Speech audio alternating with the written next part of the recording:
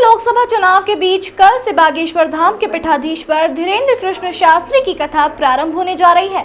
इसी के चलते नगरीय प्रशासन मंत्री कैलाश विजयवर्गीय ने कथा स्थल पर पहुंचकर तैयारियों का जायजा लिया। इस दौरान उन्होंने मीडिया से चर्चा में कथा की जानकारी देते हुए कई चुनावी मुद्दों पर भी बात की। कल से शुरू होने जा रही बागेश्वर धाम के पीठाधीश्वर धीरेन्द्र कृष्ण शास्त्री की कथा को लेकर नगरीय प्रशासन मंत्री कैलाश विजयवर्गीय ने बताया कि यह दूसरा मौका है जब मील क्षेत्र के कनकेश्वरी ग्राउंड पर भागवत कथा का आयोजन होने जा रहा है। कथा 28 अप्रैल से 4 मई तक होगी। कथा की तैयारियों के लिए 5 दिन से सभी लोग लगे हैं। भागवत कथा में 1 लाख लोगों के बैठने और भोजन की व्यवस्था रहेगी। यह राजनैतिक नहीं, आध्यात्मिक कार्यक्रम है। सिर्फ इंदौर ही नहीं, देश विदेश से श्रद्धालु यहाँ आएंगे। उनका कहना है कि राजनीतिक लाभ लेने के लिए कथा का आयोजन नहीं किया जा रहा है। वहीं कथा में मुख्यमंत्री की उपस्थिति को लेकर उन्होंने कहा कि सीएम को निमंत्रण दिया गया है, लेकिन उनके आने को लेकर अभी कुछ कहना जल्दबाजी होगा। वहीं मंत्री कैलाश विजयवर्गीय ने प्रेस कॉन्फ्रेंस के दौरान बंगाल की टीएमसी सरकार पर भी निशाना साधा। उन्होंने कहा कि ममता सरकार पर अब कोई विश्वास नहीं करता, यहाँ तक कि कोर्ट भी नहीं करता। वहाँ की सरकार चाहती है कि बंगाल में केंद्र की कोई भी एजेंसी नहीं आ पाए। कांग्रेस पार्टी पर हमला बोलते हुए विजयवर्गीय ने कहा कि कांग्रेस के पास बूथ पर बैठने के लिए भी कार्यकर्ता नहीं बचे हैं। कांग्रेस के खुद के लोग अपनी पार्टी से नाराज है। राहुल गांधी द्वारा प्रधानमंत्री को लेकर अमर्यादित भाषा के प्रयोग पर उन्होंने कहा कि जिसमें संस्कार नहीं है उनसे क्या उम्मीद की जा सकती है। जनता खुद समझदार है।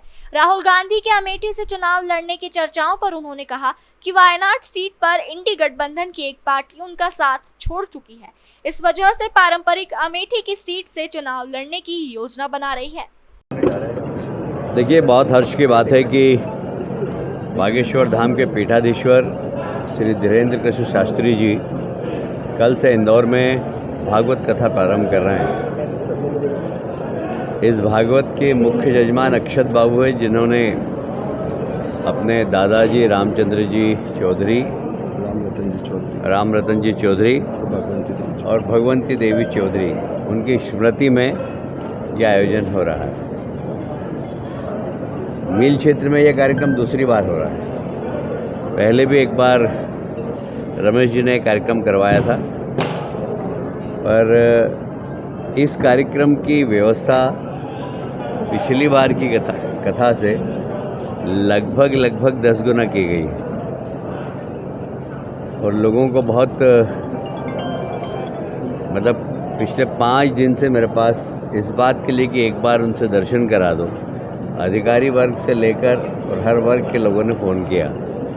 तो निश्चित रूप से बागेश्वर धाम के पीठाधीश्वर बहुत ही चमत्कारिक व्यक्तित्व हैं और उनको लोग सुनना भी चाहते हैं और उनके दर्शन भी करना चाहते हैं और उनसे व्यक्तिगत रूप से वार्तालाप भी करना चाहते हैं। तो मैं इंदौर के लोगों को उन्होंने अवसर दिया है, इसलिए उनके चरणों में प्रणाम करता हूँ। ये कथा के आयोजन जो होते हैं, और विशेषकर एक ज़माने में था कि 2 नंबर में कभी इस प्रकार के आयोजन नहीं होते थे, अब सर्वाधिक इस क्षेत्र में आयोजन होते हैं, क्योंकि इस कथा को संभालने वाले लोगों की संख्या यहाँ बढ़ गई और कथा सुनने वाले लोगों की भी संख्या यहाँ काफ़ी है। तो श्रोताओं की बहुत यहाँ पर इच्छा थी कि एक बार बागेश्वर धाम के पीठाधीश्वर यहाँ पर आएँ एक बार फिर से और हमें आशीर्वाद दें।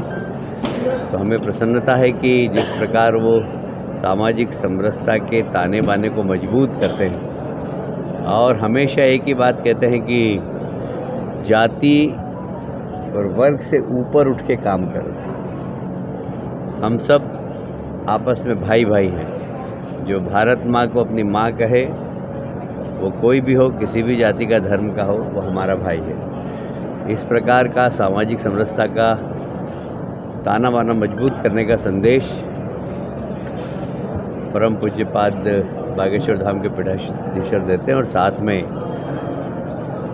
सांस्कृतिक संदेश, आध्यात्मिक संदेश, समाज सुधार के संदेश उनके प्रवचन का मुख्य विषय रहता है। यहाँ लगभग ये 3 पंडाल बने हैं।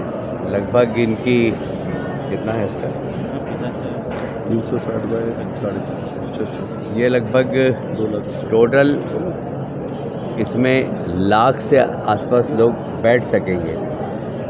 लाइव भी होगा, लोग घर पे बैठ के भी देख सकेंगे। यहाँ पर स्क्रीन भी लगेगी जिससे लोग दूर बैठे हों तो ऐसा लगेगा नहीं कि दूर हैं, और भोजन प्रसाद की भी सबकी व्यवस्था होगी। वहीं चर्चा में मंत्री कैलाश विजयवर्गीय ने मध्य प्रदेश की सभी 29 की 29 सीट जीतने का दावा किया है।